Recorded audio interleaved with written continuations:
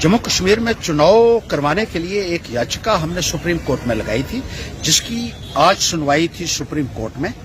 Chief justice की अध्यक्षता में 3 जजों का एक बेंच बना, जिसमें इस केस के ऊपर सुनवाई हुई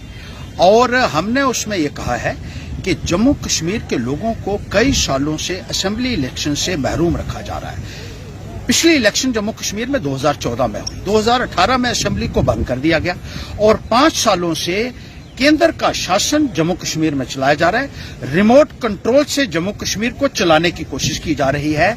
जो असंवैधानिक है और जो सुप्रीम कोर्ट के पुराने आदेशों की अवहेलना है। सबसे बड़ी बात यह है कि अभी हाल ही में चीफ इलेक्टोरल ऑफिसर ने एक आदेश निकाला, जिसमें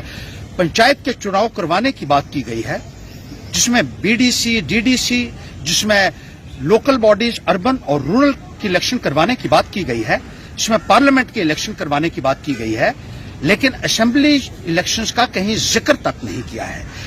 केंद्र में बैठी हुई भारतीय जनता पार्टी की ये सरकार नहीं चाहती है कि जम्मू कश्मीर में चुनाव हो और ऐसा माना जा रहा है कि जब तक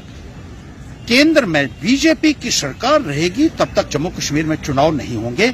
ये जम्मू कश्मीर के लोगों के साथ एक सौतेला व्यवहार है, एक डिफरेंशियल ट्रीटमेंट है। We have sought directions from the court for restoration of democratic process in Jammu and Kashmir at the earliest.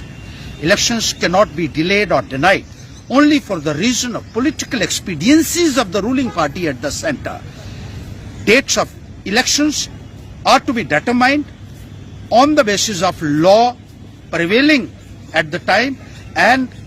this decision cannot be delayed. We have been deprived of our democratic rights for the last 5 years now. We have appealed to the court to intervene so that people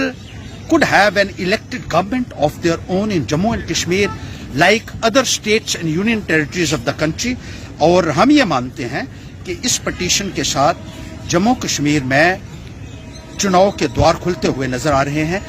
बहुत गंभीरता जो है वो supreme court के bench ने दिखाई है। काफी देर तक विचार विमर्श हुआ और जजेस ने आपस में बहुत देर तक चर्चा भी इस मुद्दे के ऊपर की है और उसके बाद ये उन्होंने कहा है कि नोटिस जो है वो यूनियन ऑफ इंडिया को और इलेक्शन कमीशन ऑफ इंडिया को सर्व किए जाएं